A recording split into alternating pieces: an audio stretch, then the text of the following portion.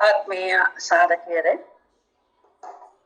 ವಾಸವಿಯ ಅಗ್ನಿ ಪ್ರವೇಶ ಅದರ ಒಂದು ವಿಚಾರದ ಸಲುವಾಗಿ ಇದು ನಮಗೆ ವಿಚಾರ, ಆದ್ರೆ ಆ ಕನ್ಯಕಾ ಪರಮೇಶ್ವರಿಯ ಅಗ್ನಿ ಪ್ರವೇಶ ಅನ್ನೋದೇನಿದೆಯೋ ಅದೊಂದು ದಿವ್ಯವಾದ ಅನುಭವ ಆಗಿ ಜಗತ್ತಿಗೆ ಬಹಳ ದೊಡ್ಡ ಪ್ರೇರಣೆಯನ್ನ ಕೊಡ್ತಕ್ಕಂತ ಸಂಘಟನೆ ಅದು. ಆ ರೀತಿ ಒಂದು ಸಂದರ್ಭ ಈಗ ನಾವೆಲ್ಲರೂ ಕೂಡ ಅರ್ಥ ಮಾಡ್ಕೊಂಡು ಆಚರಣೆ ಅನ್ನೋದಕ್ಕಿಂತ ಅರ್ಥ ಮಾಡ್ಕೊಂಡು ನಿಜವಾದ ರೀತಿನಲ್ಲಿ ಕನ್ಯಕಾ ಪರಮೇಶ್ವರಿಯ ಚರಿತ್ರೆ ಏನಿದೆಯೋ ಅದು ನಮ್ಮ ಸಾಧನೆಗೆ ಪೂರಕವಾಗಿರೋ ಹಾಗೆ. ಯಾಕೆ ಅಂತಂತಂದ್ರೆ ಈಗ ನಾವೆಲ್ಲರೂ ಕೂಡ ಮಾತಾಜಿಯವ್ರನ್ನ ನೋಡ್ತಾ ಇದ್ದೀವಿ, ದರ್ಶನ ಮಾಡ್ತಾ ಇದ್ದೀವಿ, ಮಾತಾಡ್ತಾ ಇದ್ದೀವಿ. ಅವರ ಆಶೀರ್ವಾದ, ಅವರ ಜ್ಞಾನ ಎಲ್ಲ ನಮ್ಮವರೆಗೂ ತಲುಪ್ತಾನೆ ಇದೆ. ಇವಾಗ ನಾವು ಕನ್ಯಕಾ ಪರಮೇಶ್ವರಿನ ನೋಡಿಲ್ಲ, ಆದ್ರೆ ಮಾತಾಜಿಯವರ ದರ್ಶನ ಏನಿದೆಯೋ ಅದು ಕನ್ಯಕಾ ಪರಮೇಶ್ವರಿಯ ದರ್ಶನವೇ ಸರಿ ಅಂತ ನಾವೆಲ್ಲರೂ ಕೂಡ ಅರ್ಥ ಮಾಡ್ಕೋಬೇಕಾಗಿದೆ. ಒಂದು ಅದು ನಮ್ಮ ಭಾಗ್ಯ, ನಮ್ಮದೇ ಆದ ಸಮಕಾಲೀನರು ಅಂತ ಹೇಳ್ತಾರಲ್ಲ, ನಮ್ಮ ಕಾಲದಲ್ಲಿ ಇಂತಹ ಗುರುಗಳ ಒಂದು ದರ್ಶನ, ಇಂತಹ ಗುರುಗಳ ಸಾಧನೆ, ತಪಸ್ಸು, ಅವರು ಏರಿರ್ತಕ್ಕಂತ ಆ ಒಂದು ಮಹೋನ್ನತವಾಗಿರ್ತಕ್ಕಂತ ಆಧ್ಯಾತ್ಮಿಕ ಘಟ್ಟಗಳು, ಇದನ್ನೆಲ್ಲ ನಾವು ನೋಡ್ತಾ ಇದ್ರೆ ಕನಕಾ ಪರಮೇಶ್ವರಿ ಜೀವನದ ಆ ತಾಯಿಯ ಸಾಧನೆ ಹೇಗಿದೆ ಅನ್ನೋದು ನಮ್ಗಿಲ್ಲಿ ಎದುರು ಕಾಣಿಸ್ತಾ ಇರುತ್ತೆ. ಹೇಗ್ ಮಾಡಿರ್ಬೋದು ಕನ್ಯಕಾ ಪರಮೇಶ್ವರಿ ಅಗ್ನಿ ಪ್ರವೇಶವನ್ನ ಹೇಗ್ ಮಾಡಿರ್ಬೋದು ಅಂತ ಯೋಚನೆ ಮಾಡಿದಾಗ ನಮ್ಗ್ ಗೊತ್ತಾಗತ್ತೆ. ಇಲ್ಲಿ ಆಧ್ಯಾತ್ಮಿಕ ಜ್ಞಾನ ನಮ್ಗೆ ಸ್ವಲ್ಪ ಬೇಕಾಗತ್ತೆ. ಮಾಡಿದ್ರು, ತ್ಯಾಗ ಇತ್ತು, ಅಗ್ನಿ ಪ್ರವೇಶ ಮಾಡಿದ್ರು, ಪ್ರೇರಣೆ ಕೊಟ್ರು, ಎಲ್ಲಾ ಮಾಡಿದ್ರು, ಕನ್ಯಕಾ ಪರಮೇಶ್ವರಿ ಮಾಡಿದ್ಲು ಆ ತಾಯಿ. ಆದ್ರೆ ಆ ಸಾಧನೆಯ ಘಟ್ಟಗಳು ಅಂದ್ರೆ ಆ ಯೋಗ ಶಕ್ತಿ ಅನ್ನೋದು ಹೇಗಿತ್ತು ಅಂತ ಅನ್ನೋದು ನಮಗೆ ಖಂಡಿತವಾಗ್ಲೂ ಪುಸ್ತಕದಿಂದ ಸ್ವಲ್ಪ ಮಟ್ಟಿಗೆ ಅರ್ಥ ಆಗತ್ತೆ. ಆದ್ರೆ ನಾವು ಒಂದು ಮಾತಾಜಿಯವರ ಒಂದು ದರ್ಶನವನ್ನ ನಾವು ಮಾಡಿದಾಗ ನಮ್ಗೆ ಒಂದು ರೀತಿನಲ್ಲಿ ಅದು ಅರ್ಥ ಮಾಡ್ಕೊಳ್ಳೋದು ಒಂದಾದ್ರೆ, ಮಾತಾಜಿಯವರ ದರ್ಶನದಿಂದ ಇನ್ನೊಂದು ರೀತಿನಲ್ಲಿ ನಮ್ಗೇನೇನೋ ಅರ್ಥ ಆಗ್ತಾ ಬರುತ್ತೆ. ಹೇಗ್ ಮಾಡಿರ್ಬೋದು ಅಂತ ಹೇಳಿ ಅವರ ಒಂದು ತಪಸ್ಸು ಹೇಗಿರುತ್ತೆ, ಕನ್ಯಕಾ ಪರಮೇಶ್ವರಿ ಆಗ್ಬೋದು, ನಮ್ಮ ಮಾತಾಜಿಯವರಾಗ್ಬೋದು, ಇಬ್ಬರದು ಕೂಡ ಏನಿರ್ಬೋದು ಸಾಧನೆ ಅಂತ ನಮ್ಗೆ ಕಣ್ಮುಂದೆ ಬರೋಂಗೆ ಆಗತ್ತೆ. ಇಲ್ಲಿ ಆತ್ಮಾರ್ಪಣೆಯ ನಿರ್ಣಯ ಅಂತ ಒಂದು ವಿಚಾರ ಬಂತು. ಈ ನಿರ್ಣಯದಿಂದಾನೇ ನಾವು ಅಗ್ನಿ ಪ್ರವೇಶದ ವಿಚಾರದವರೆಗೂ ಕೂಡ ನಾವು ಹೋಗ್ಬೇಕಾಗತ್ತೆ. ಮೊದಲು ನಿರ್ಣಯ ತಾನೆ, ನಿರ್ಣಯ ಆದ್ಮೇಲೆ ತಾನೆ ಅಗ್ನಿ ಪ್ರವೇಶ. ಹಾಗಾಗಿ ಇಲ್ಲಿ ಆತ್ಮಾರ್ಪಣೆಯ ನಿರ್ಣಯ ಅನ್ನೋ ವಿಚಾರಕ್ಕೆ ನಾವು ಬಂದಾಗ ಇಲ್ಲಿ ನಮಗ್ ಗೊತ್ತಾಗತ್ತೆ, ಕನ್ಯಕಾ ಪರಮೇಶ್ವರಿ ತಾನು ಸಂಕಲ್ಪ ಮಾಡಿದ್ದಾದ್ಮೇಲೆ ಯಾರು ಕೂಡ ಅದನ್ನ ತಡೆಯೋದಿಕ್ ಆಗೋದಿಲ್ಲ. ಯಾಕೆ ಅಂತಂತಂದ್ರೆ ಆ ತಾಯಿಯ ಆ ಜನ್ಮ ಇದೆಯಲ್ಲ ಅದು ಲೋಕ ಕಲ್ಯಾಣಕ್ಕೋಸ್ಕರನೇ ಈ ಭೂಮಿಯಲ್ಲಿ ಅವತಾರ ತಾಳಿರೋದ್ರಿಂದ ಆ ಒಂದು ತಾಯಿಯ ಸಂಕಲ್ಪ ಹುಡುಗಾಟದ ಮಾತಲ್ಲ. ನಾವೆಲ್ಲ ಎಷ್ಟೋ ಸಲ ಸಂಕಲ್ಪ ಮಾಡ್ತೀವಿ, ಸಂಕಲ್ಪ ಹಂಗಂಗೆ ಮಲ್ಕೊಂಡ್ಬಿಡ್ತಾ ಇರುತ್ತೆ. ನಮ್ ಸಂಕಲ್ಪಗಳೆಲ್ಲ ಹೇಗಿರುತ್ತೆ ಅಂತ ನಾವು ನೋಡ್ಕೊಂಡ್ರೆ ನಮಗೆ ನಿಜವಾಗ್ಲೂ ಅಂತರಂಗದ ಶಕ್ತಿ, ನಮ್ಮ ತಪಸ್ಸಿನ ಶಕ್ತಿ, ತ್ಯಾಗದ ಶಕ್ತಿ ಎಷ್ಟ್ರ ಮಟ್ಟಿಗೆ ಇದೆ ನಮ್ಗೆ. ಆ ತಾಯಿ ಇವಾಗ ನಮ್ಗೆಲ್ರಿಗೂ ಗೊತ್ತಿದೆ, ಒಂದ್ ದಿವ್ಸ ಹೋಗೋದೆ ಅನ್ನೋದು ಎಲ್ರಿಗೂ ಗೊತ್ತಿದೆ. ಮಾತಾಜಿಯವರು ಅವತ್ತೇನೋ ವಿಚಾರಕ್ಕೆ ಹೇಳಿದ್ರು, ಎಲ್ರೂ ಒಂದ್ ದಿವ್ಸ ಹೋಗ್ಲೇಬೇಕಲ್ವೇನಮ್ಮ ಅಂತ ಹೇಳಿದ್ರು.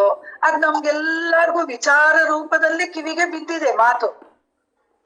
ಆದ್ರೂ ಎಲ್ಲಾರು ಒಂದ್ ದಿವ್ಸ ಹೋಗ್ಬೇಕು ಅನ್ನೋ ವಿಚಾರ ಬಂದಾಗ ನಮಗೆ ನಾವು ಎಷ್ಟ್ರ ಮಟ್ಟಿಗೆ ಸಿದ್ಧರಾಗಿದ್ದೀವಿ ಅನ್ನೋದನ್ನ ಆಲೋಚನೆ ಮಾಡ್ಬೇಕಾಗತ್ತೆ. ನಾವು ಸಿದ್ಧರಾಗಿರೋ ವಿಚಾರ ನೋಡಿದಾಗ ಸಿರೋ ನಮ್ಗೆ ಹೇಗ್ ಹೋಗ್ಬೇಕು ನಮಗ್ ಗೊತ್ತಿಲ್ಲ.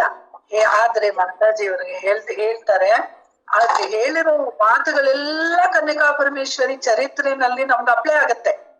ಅವ್ರು ಹೇಳಿದ್ರು, ಮಾತಾಜಿಯವರು ಒಂದ್ಸಲ ಡೆಲ್ಲಿಗೆ ಹೋದಾಗ ಅವರು ಧ್ಯಾನಸ್ಥರಾಗಿ 1/4 ಗಂಟೆ ಗಂಟೆ ಕೂತಿದ್ರು ಅಷ್ಟೇ. ನಾವೆಲ್ಲ 1/4 ಗಂಟೆ ಧ್ಯಾನಕ್ಕೆ ಕೂತಿದ್ವಿ.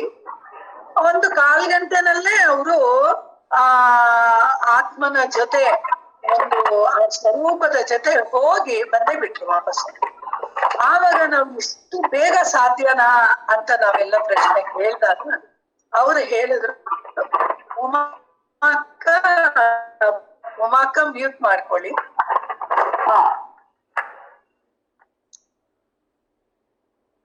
ಹೇಳ್ದಾಗ ನಮ್ಗೆ ಅನ್ನಿಸ್ತು ಹೇಗ್ ಸಾಧ್ಯ ಅಂತ ನಾನು ಹೇಳ್ತಾ ಇದ್ದೀನಿ ಅಷ್ಟೇ. ಹೇಗ್ ಸಾಧ್ಯ ಆಗುತ್ತೆ ಅಂತ ಅಂದಾಗ ಮಾತಾಜಿಯವರು ಆ ಒಂದು ಧ್ಯಾನ ಮಾರ್ಗವನ್ನ ಅನುಸರಿಸಿ ಧ್ಯಾನಾಸಕ್ತರಾಗಿ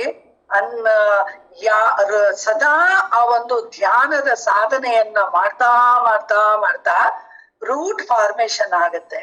ಆ ರೂಟ್ ಅಲ್ಲಿ ಹೋದ್ವಿ, ದೇವ್ರ ಹತ್ರ ಇದ್ವಿ, ಬಂದ್ಬಿಟ್ವಿ ಅಂತ ಹೇಳಿದ್ರು. ಅದು ಎಂತ ಮಾತು ಅಲ್ವಾ?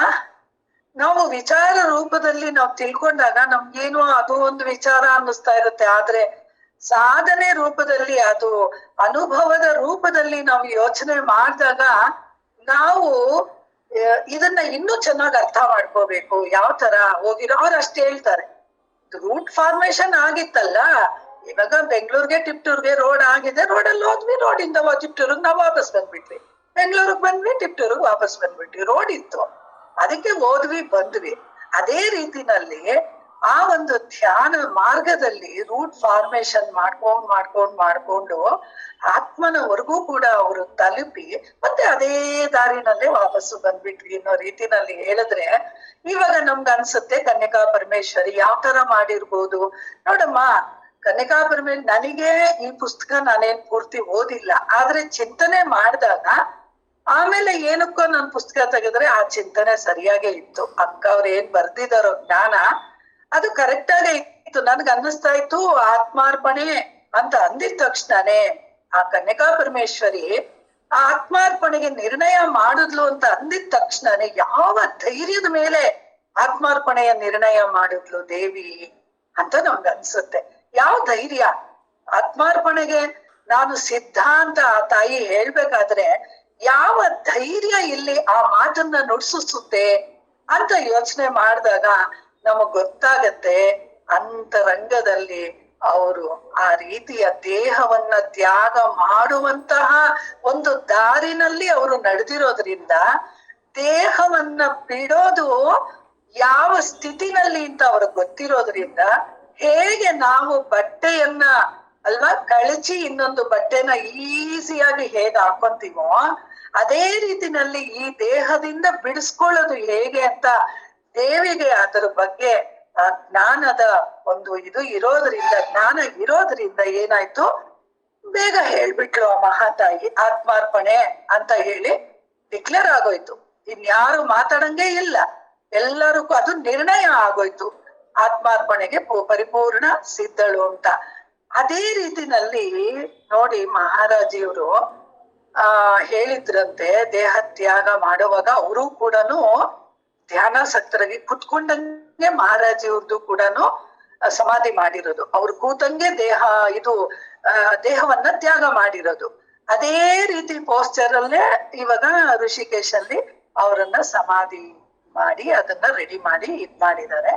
ಹೇಳಿದ್ರಂತೆ ಈ ತರ ಆಗತ್ತೆ, ಹಿಂಗಿರುತ್ತೆ. ಆ ಸಂದರ್ಭದಲ್ಲಿ ಮಾತಾಜಿಯವ್ರಿಗೆ ತಿಳಿಸಿದ್ರಂತೆ, ನಾನು ದೇಹ ತ್ಯಾಗ ಮಾಡ್ದೆ ಅನ್ನೋದು ಗೊತ್ತಾಗತ್ತಲ್ಲ, ಅವಾಗ ನೀವು ಇದ್ ಮಾಡಿ ಅಂತ ಹೇಳಿದ್ರಂತೆ. ಮಾತಾಜಿಯವ್ರಿಗೆ ಜವಾಬ್ದಾರಿ ಕೂಡ ಕೊಟ್ಟಿದ್ರಂತೆ ಮಹಾರಾಜಿಯವರು. ಅರುಣ ಮಾತಾಜಿ, ಲಲಿತಾ ಮಾತಾಜಿಯವ್ರಿಗೆ ಜವಾಬ್ದಾರಿ ಕೊಟ್ಟು ಇದ್ ಮಾಡಿದ್ರಂತೆ. ಅದು ಹೇಗೆ ಅಂತ ಅಂದಾಗ, ಇನ್ನೂ ಒಂದು, ನಾವೆಲ್ಲರೂ ಕೂಡ ಮಹಾರಾಜಿನ ಜಾಸ್ತಿ ನೋಡಿಲ್ಲ, ಆದ್ರೆ ರಾಘವೇಂದ್ರ ಸ್ವಾಮಿ ಕಥಾಭಾಗವನ್ನ ನಾವೆಲ್ಲ ನೋಡಿದೀವಿ. ರಾಘವೇಂದ್ರ ಸ್ವಾಮಿಗಳು ಅವರು ದೇಹ ತ್ಯಾಗ ಮಾಡೋದು ಮುಂಚೆನೆ ಎಲ್ಲ ಸಿದ್ಧ ಮಾಡಿಸ್ಕೊಂತಾರೆ. ಎಲ್ಲ ಭೂಮಿ ಅಗದು ಬಿಟ್ಟು ಸಮಾಧಿಗೆ ಕುತ್ಕೊಳ್ಳೋದಿಕ್ಕೆ ಎಲ್ಲ ಸಿದ್ಧ ಮಾಡಿಸ್ಕೊಂತಾರೆ. ಆಮೇಲೆ ಏನಾಯ್ತು, ಅವರು ನಾರ್ಮಲ್ ಆಗಿ ಇಳಿತಾರೆ, ಕೆಳಕ್ ಇಳಿತಾರೆ, ಭೂಗರ್ಭಕ್ಕೆ ಇಳಿತಾರೆ, ಎಲ್ಲ ಸಿದ್ಧ ಮಾಡಿರ್ತಾರೆ, ಪೀಠ ಎಲ್ಲ ಕುತ್ಕೊಂತಾರೆ, ಆ ಜಪಮಣಿ ಇಟ್ಕೊಂತಾರೆ. ಜಪ ಮಾಡ್ತಾ ಮಾಡ್ತಾ ಮಾಡ್ತಾ ಅವರು ಯೋಗ ಮಾರ್ಗದಲ್ಲೇ ಪ್ರಾಣವನ್ನ ತ್ಯಾಗ ಮಾಡಿರೋದು. ಯೋಗ ಮಾರ್ಗದಲ್ಲೇ ಅವರು ಸಹಸ್ರಾರದಲ್ಲೇ ಅವರ ಒಂದು ಪ್ರಾಣವನ್ನ ತ್ಯಾಗ ಮಾಡಿರೋದು ಅಂತ ಹೇಳಿ, ಯೋಗ ಮಾರ್ಗದ್ದು ಅಂತಾನೆ ಪ್ರೂವ್ ಮಾಡಿನೇ ಹೇಳಿದ್ದಾರೆ ಯೋಗ ಮಾರ್ಗದಲ್ಲಿ. ಆವಾಗ ಅನ್ನಿಸ್ತು ಎಲ್ಲಾ ಮಹಾತ್ಮರದು ನಾವು ಯೋಚನೆ ಮಾಡಿದಾಗ ಇಲ್ಲಿ ಕನಿಕಾ ಪರಮೇಶ್ವರಿ ಆಗ್ಬೋದು, ನಮಗೆ ಮಹಾರಾಜಿಯವ್ರಾಗ್ಬೋದು, ಆಮೇಲೆ ಯೋಗ ಮಾರ್ಗದಲ್ಲಿ ಯಾರ್ಯಾರು ಪ್ರಯಾಣ ಮಾಡಿರ್ತಾರೋ ಅವ್ರೆಲ್ಲಾರ್ನು ಈ ರೀತಿ ರಾಘವೇಂದ್ರ ಸ್ವಾಮಿಗಳಾಗ್ಬೋದು, ಈ ತರ ಎಲ್ಲಾರ್ದು ನೋಡಿದಾಗ ಹೇಗ್ ಮಾಡಿರ್ತಾರಪ್ಪ ಅನ್ನೋ ಪ್ರಶ್ನೆ ನಮಗ್ ಬಂದಾಗ ಮೊದಲನೆಯದಾಗಿ ಮಹಾರಾಜಿಯವರು ಸೈನ್ಸ್ ಆಫ್ ಸೋಲ್ ಅಲ್ಲಿ ಬರ್ದಿದ್ದಾರೆ ನೋಡಿ. ಏನಂತ ಅಧಿಕಾರಿಗಳಿಗೆ ಬರ್ದಿದ್ದಾರೆ, ಮೊದಲು ಅನ್ನಮಯ ಕೋಶ, ಪ್ರಾಣಮಯ ಕೋಶ, ಮನೋಮಯ ಕೋಶ, ವಿಜ್ಞಾನಮಯ ಕೋಶ, ಆನಂದಮಯ ಕೋಶ, ಇದನ್ನ ದಾಟಿಸ್ಕೊಂಡ್ ಬರುವಂತದ್ದು. ಆ ಜ್ಞಾನವನ್ನ ಮಹಾರಾಜಿಯವರು ಅದ್ರಲ್ಲಿ ಕೊಟ್ಟಿದ್ದಾರೆ. ಪಂಚಕೋಶ ಪ್ರಕ್ರಿಯೆ ಅಂತಾನು ಹೇಳ್ಬೋದು. ಅನ್ನಮಯ, ಪ್ರಾಣಮಯ, ಮನೋಮಯ, ವಿಜ್ಞಾನಮಯ, ಆನಂದಮಯ ಅಂತ. ಇವಾಗ ನಮ್ಗನ್ಸುತ್ತೆ ಈ ಅನ್ನಮಯ ಶರೀರವನ್ನ ದಾಟೋದೇ ಎಷ್ಟು ಕಷ್ಟ ಇದೆ, ಎಷ್ಟು ಕಷ್ಟ ಇದೆ. ಅನ್ನಮಯ ಶರೀರವನ್ನ ದಾಟಿದ ತಕ್ಷಣನೇ ಸ್ವರೂಪದಲ್ಲಿದ್ವಿ ಅಂತ ಏನಲ್ಲ. ಮಹಾರಾಜಿ ಜ್ಞಾನನ ಚಿಂತನೆ ಮಾಡ್ತಾ ಮಾಡ್ತಾ ನಮಗ್ ಗೊತ್ತಾಗತ್ತೆ ಅನ್ನಮಯ ಶರೀರವನ್ನ ನಾವು ಬಿಡಿಸ್ಕೊಂಡ್ವಿ ಅಂತಂತಂದ್ರೆ ಪ್ರಾಣಮಯ ಶರೀರನ ಬಿಡಿಸ್ಕೋಬೇಕು, ಪ್ರಾಣಮಯ ಶರೀರನ ಬಿಡಿಸ್ಕೊಂಡ್ವಿ ಅಂದ್ರೆ ಮನೋಮಯ ಶರೀರನ ಬಿಡಿಸ್ಕೋಬೇಕು, ಮನೋಮಯ ಶರೀರವನ್ನ ಬಿಡಿಸ್ಕೊಂಡ್ವಿ ಅಂದ್ರೆ ಬುದ್ಧಿಮಯ ಶರೀರವನ್ನ ಬಿಡಿಸ್ಕೋಬೇಕು. ಆಮೇಲೆ ಆನಂದಮಯ ಕೋಶ ಬರುತ್ತೆ. ಆನಂದವೂ ಕೂಡ ಸ್ವರೂಪ ಅಲ್ಲ, ಅದು ಒಂದು ಕೂಡ ಅದು ಒಂದು ಕೂಡ ಆ ಆನಂದಮಯ ಕೋಶ ಅಂತಾನೆ ಹೇಳಿದ್ರೆ ಹೊರ್ತು ಆನಂದಮಯ ಕೋಶವನ್ನ ಶರೀರ ಅಂತ ಯಾರು ಹೇಳಲಿಲ್ಲ, ಆಯ್ತಾ? ಅಯ್ಯೋ ಸಾರಿ, ಸ್ವರೂಪ ಅಂತ ಹೇಳಲಿಲ್ಲ.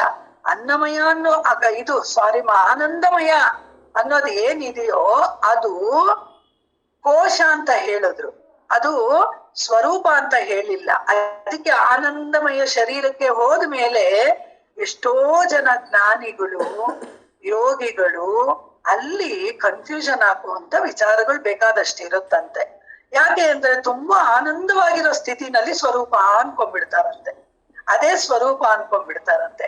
ಹಾಗಾಗಿ ಅಲ್ಲೂ ಕೂಡ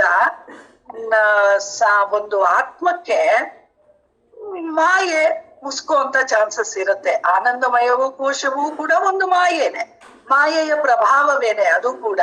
ಹಾಗಾಗಿ ಆನಂದಮಯ ಕೋಶ ಅಂತ ಅಂದಾಗ ಅದು ಕಾರಣ ಶರೀರ ಆಗತ್ತೆ ಅಲ್ವಾ? ಕಾರಣ ಶರೀರ ಅಂತ ಅನ್ನಿಸ್ಕೊಂತೆ ಹೊರ್ತು ಅದು ಸ್ವರೂಪ ಅಲ್ಲ ಅಲ್ವಾ? ಕಾರಣ ಶರೀರ ಅದು. ಹಾಗಾಗಿ ಅದನ್ನ ದಾಟಿದ ಮೇಲೆ ಸಿಗುವಂತದ್ದು ಒಂದು ಸ್ವರೂಪ ಅಂತ ಹೇಳ್ತಾರೆ. ಆದ್ರೆ ಬ್ರಹ್ಮಾಜಿಯವರು ಅವರೆಲ್ಲ ಚಿಂತನೆಗಳನ್ನ ಮಾಡುವಾಗ, ಜ್ಞಾನ ಹೇಳುವಾಗ ಬುದ್ಧಿಯನ್ನ ದಾಟಿದ್ರೆ ಸಾಕು ಅಂತ ಹೇಳ್ತಾರೆ. ಬುದ್ಧಿಯ ಹಿಂದೆಯೇ ಆತ್ಮನಿದ್ದಾನೆ ಅಂತ ಕೂಡ ಅಲ್ಲಿ ಹೇಳ್ತಾರೆ. ಹಾಗೆ ನಾವು ಇವಾಗ ಕಂಡುಕೋಬೇಕಾಗಿರೋದು ಏನನ್ನ, ನಾವು ಪ್ರತಿಷ್ಠಾಪಿತರಾಗಿರೋದು ನಾನು ನಾನು ನಾನು ಅನ್ಕೊಂಡು, ನಾವು ನನ್ನದು ನನ್ನದು ನನ್ನದು ಅನ್ಕೊಂಡು ಎಲ್ಲಿ ನಾನು ಪ್ರತಿಷ್ಠಾಪಿತನಾಗಿದ್ದೀನಿ ಅಂತ ನೋಡ್ಕೊಂಡ್ರೆ ನಮಗ್ ಗೊತ್ತಾಗುತ್ತೆ ಬುದ್ಧಿನಲ್ಲಿ ಪ್ರತಿಷ್ಠಾಪಿತವಾಗಿದೆ ನಾನು ಅನ್ನುವ ಆ ಒಂದು ವೃತ್ತಿ, ಅಹಂ ವೃತ್ತಿ ಅಂತ ಹೇಳ್ತಾರೆ. ಅಲ್ಲಿ ನಾವು ಪ್ರತಿಷ್ಠಾಪಿತರಾಗಿದ್ದೀವಿ, ಅಲ್ಲಿಂದಾನೇ ಬಿಡಿಸ್ಕೋಬೇಕಾಗಿದೆ. ಆ ನಾನು ಅನ್ನೋದು ಜ್ಞಾನ ರೂಪದಲ್ಲಾದ್ರೂ ಇರ್ಲಿ, ಅಜ್ಞಾನದ ರೂಪದಲ್ಲಾದ್ರೂ ಇರ್ಲಿ, ಆ ಬುದ್ಧಿಯ ಸಮರ್ಪಣೆ ಅನ್ನೋದು ಏನಿದೆಯೋ ಅದನ್ನ ಮಾಡ್ಕೊಂಡ್ರೇನೆ ಅದರ ಹಿಂದೆಯೇ ಆತ್ಮನಿದ್ದಾನೆ ಅಂತ ಬ್ರಹ್ಮಾಜಿಯವರು ಅವ್ರ ಸತ್ಸಂಗಗಳಲ್ಲಿ ಹೇಳ್ತಾ ಇರ್ತಾರೆ. ಹೀಗೆ ಆ ದೇಹಕ್ಕೆ ಅತೀತವಾಗಿರ್ತಕ್ಕಂತ ಒಂದು ಸ್ಥಿತಿಯನ್ನ ಪಡ್ಕೋಬೇಕು ಅಂತಂತಂದ್ರೆ ನಮ್ ಸ್ವಾಮೀಜಿಯವರು ಮನೋಪದದಲ್ಲಿ ಆ ಮನಸ್ಸಿನ ವಿಚಾರವನ್ನೆಲ್ಲ ಹೇಳಿದ್ದಾರೆ. ನಾವು ಉಪನಿಷತ್ತಿನಲ್ಲಿ ನಿನ್ನ ಮನಸ್ಸೇ ಮಿತ್ರ, ನಿನ್ನ ಮನಸ್ಸೇ ಶತ್ರು ಅಂತ ಹೇಳಿದ್ರು. ಮನಸ್ಸನ್ನ ಮಿತ್ರನನ್ನಾಗಿ ಮಾಡಿಕೊಂಡು ಪ್ರಯಾಣ ಮಾಡ್ಬೇಕು. ಇದೆ ಎಲ್ಲ ವೃತ್ತಿಗಳಿಂದ ಬಿಡಿಸ್ಕೊಂತಾ ಬರ್ಬೇಕು, ಮನಸ್ಸನ್ನ ಮಿತ್ರ ಮಾಡ್ಕೊಂಡು. ಅದಕ್ಕೆ ಮಾತಾಜಿಯವ್ರ ಹತ್ರ ಕೇಳ್ದಾಗ ಹಾಗೆ ಅಲ್ವೇ ನಮ್ಮ ಪ್ರೀತಿ ಕೊಟ್ಟು ಕೊಟ್ಟು ಕೊಟ್ಟು ಹೊಲಿಸ್ಕೋಬೇಕಲ್ವಾ, ಮನಸ್ಸನ್ನ ಪ್ರೀತಿ ಕೊಟ್ಟು ಕೊಟ್ಟು ಹೊಲಿಸ್ಕೋಬೇಕಲ್ವಾ ಅಂತ ಹೇಳ್ತಾ ಇದ್ರು. ಪ್ರೀತಿಯಿಂದ ಮಾತ್ರ ಮನಸ್ಸು ನಮ್ಗೆ ಒಲಿಯತ್ತೆ ಹೊರ್ತು ಬೇರೆ ಯಾವ ಭಾವದಿಂದ ಕೂಡ ನೀವು ಮನಸ್ಸನ್ನ ಹೊಲಿಸ್ಕೊಳ್ಳೋದಕ್ ಸಾಧ್ಯನೇ ಇಲ್ಲ ಅಂತ ಅನ್ನೋದು ನಮ್ಗೆ ಇಲ್ಲಿ ಅರ್ಥ ಆಗತ್ತೆ. ಆ ರೀತಿನಲ್ಲಿ ಒಂದು ದೇಹಕ್ಕೆ ಅತೀತರಾಗಿ ನಿಂತ್ಕೊಂಡಾಗ ಅದರ ಒಂದು ಸ್ತರನೇ ಬೇರೆ, ಆ ಸ್ಥಾಯಿಯೇ ಬೇರೆ. ಅಂತ ಒಂದು ಸ್ತರ ಏನಪ್ಪಾ ಅಂತಂದ್ರೆ, ಎಕ್ಸಾಂಪಲ್ ನಾನಿವಾಗ ನಿದ್ರೆದೇ ಕೊಡ್ಬೇಕು. ನಿದ್ರೆನಲ್ಲಿ ದೇಹಕ್ಕೆ ಸೊಳ್ಳೆ ಕಚ್ಚುತ್ತಾ ಇದ್ರು, ಡೀಪ್ ಸ್ಲೀಪ್ ಹೋದಾಗ ಸೊಳ್ಳೆ ಕಚ್ಚುತ್ತಾ ಇದ್ರು, ಇನ್ಯಾರೋ ಮೈಯೆಲ್ಲಾ ಅಲ್ಲಾಡ್ಸಿದ್ರು, ನಮ್ಗೆ ಆಗಲ್ಲ ನೋಡಿ. ಡೀಪ್ ಸ್ಲೀಪ್ ಹೋಗ್ಬಿಟ್ಟಿರ್ತೀವಿ. ತುಂಬಾ ಗಾಢ ನಿದ್ರೆಗೆ ಹೋದಾಗ ನಾವು ಎಲ್ಲ ಬಿಡಿಸ್ಕೊಂಡಿರ್ತೀವಿ. ದೇಹದ್ದು ನೋಡಿ ಏನ್ ವ್ಯತ್ಯಾಸ ಆದ್ರೂ ಅದೇ ನಾವು ಎಚ್ಚರಿಕೆ ಇದ್ದು ಮಲಗಿದ್ರೆ, ಒಂಚೂರು ಹಿಂಗ್ ತಿರುಗಿದ್ರೆ ರಗ್ ಸರ್ ಮಾಡ್ಕೊಂತೀವಿ, ಸ್ವೆಟರ್ ಸರ್ ಮಾಡ್ಕೊಂತೀವಿ, ಸೀರೆ ಸರ್ ಮಾಡ್ಕೊಂತೀವಿ. ಆ ಕಾನ್ಶಿಯಸ್ ಇದೆ ನಮ್ಗೆ. ಆ ದೇಹ ಪ್ರಜ್ಞೆ ಅನ್ನೋದು ಅಲ್ಲೂ ನಮಗ್ ಕೆಲ್ಸ ಮಾಡುತ್ತೆ.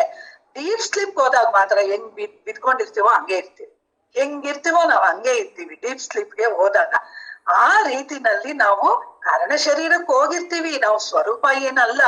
ಆದ್ರೂ ಕೂಡ ಸೂಕ್ಷ್ಮ ಶರೀರದಿಂದ ಬಿಡಿಸ್ಕೊಂಡಿದೀವಲ್ವಾ. ಸೂಕ್ಷ್ಮ ಶರೀರದಿಂದ ಗಾಢ ನಿದ್ರೆ ಅಂದಾಗ ಸೂಕ್ಷ್ಮ ಶರೀರದಿಂದ ಬಿಡಿಸ್ಕೊಂಡಿದೀವಿ. ಅಲ್ಲಿರ್ತಕ್ಕಂಥ ಅನುಭವನೇ ಬೇರೆ. ಮನಸ್ಸು ಬುದ್ಧಿಗಳು ಇಲ್ಲ ಅಂದಾಗ ಅದಕ್ಕಿಂತ ಸ್ವರ್ಗ ಇನ್ನೇನಿದೆ. ನಮ್ಗೆ ಇವತ್ತು ಕಷ್ಟ ಆಗ್ತಾ ಇರೋದು ಮನಸ್ಸು ಬುದ್ಧಿಗಳೇ ಅಲ್ವಾ. ನಮ್ಗೆ ಅನುಭೂತಿಗೆ ಅಡ್ಡ ಆಗಿರೋದೇ ಮನಸ್ಸು ಬುದ್ಧಿಗಳಲ್ವಾ.